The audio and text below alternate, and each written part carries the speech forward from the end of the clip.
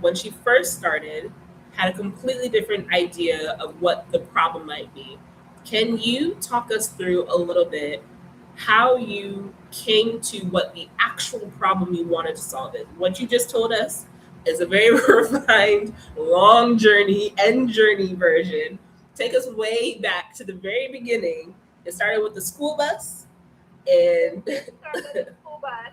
So, and like most parents, when you first get a diagnosis of your child having some sort of special need, whether they are learning differently, they're doing something differently, you're kind of like thrown this diagnosis that you have to decide whether you accept it or whether you don't accept it, and that's mm, no judgment. mm, For me, I always knew something was different with Elijah because I knew that he wasn't meeting certain milestones, but also a part of me kind of was like, oh, maybe he'll just do that later. Like, yeah, what's the big deal? yeah, Everybody doesn't learn at the same rate or whatever. And eventually I had to come to grips with, like, okay, this is a really big thing, and I need to try to help him as much as possible. So Elijah started going to school. Before that, he was not in school. I was mm, basically like a full time at home mom and founder. And I was navigating, sorry, this is me in mommy mode. you're I good. was navigating just what I thought I could do. Because as parents, sometimes we think we have the answers. And Elijah clearly needed to go to school because he wasn't socialized around any other kids because he was born during the pandemic, which a lot of us feel like was such a long time ago, but it was only a few years ago.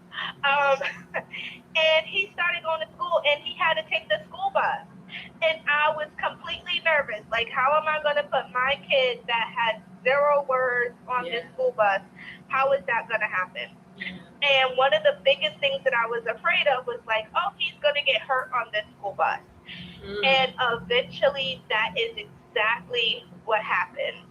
Elijah had a different bus assistant who wasn't used to him. mm, And because he doesn't look like he has any challenges, the assistant just figured that he could, get off the school bus on his own.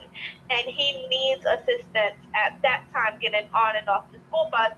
And he fell down every step in oh the my God. concrete getting off the school bus. Ooh. And at that time, I was like, oh my gosh, I need to fix this. I need to do something about the school bus. And so that's when I first started thinking about doing something specifically for kids or parents of kids that are neurodivergent. Yeah. And how did you get from he fell off the school bus, we need more transparency on the school bus, to we just need more transparency, period? Like, what was that process like? So I sat with this. I think I wanted, and now he wants to be on screen. Hey, I sat Elijah. with this.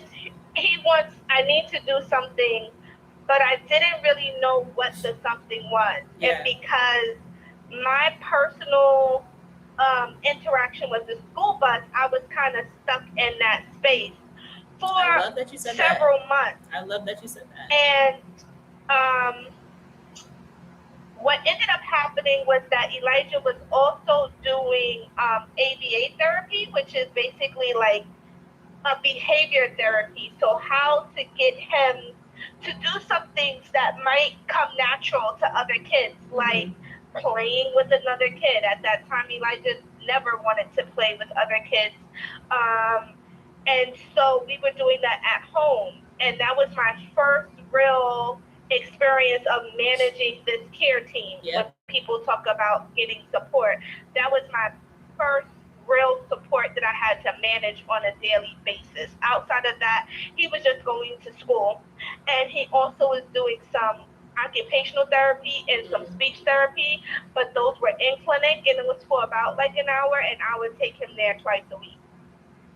But when I had ABA come into my home, I have to deal with these therapists every single day. And every day my therapist would ask, "How was school?"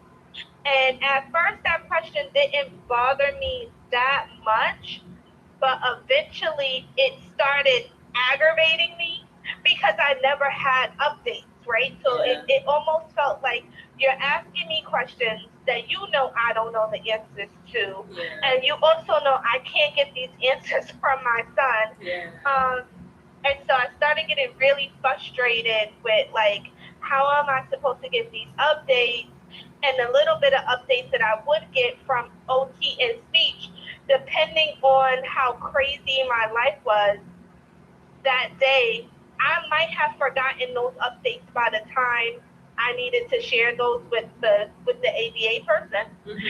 And my BCBA kept saying, "Tashmir, you should build something." And I was like, I'm not magic or anything. Like, I'm just a mom I'm trying to figure out how to navigate work and how to manage my businesses. Like, Yeah.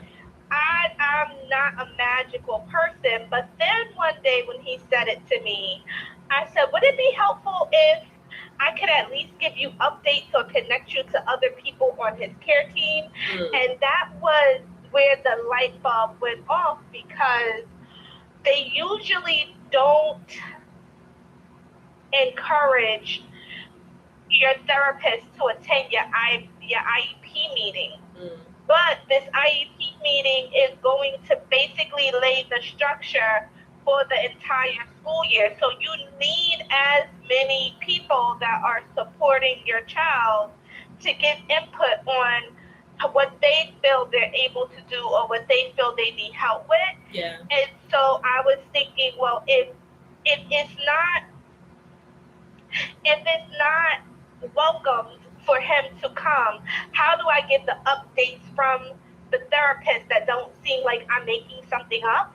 And so this tool started really forming from that I love point it. of view.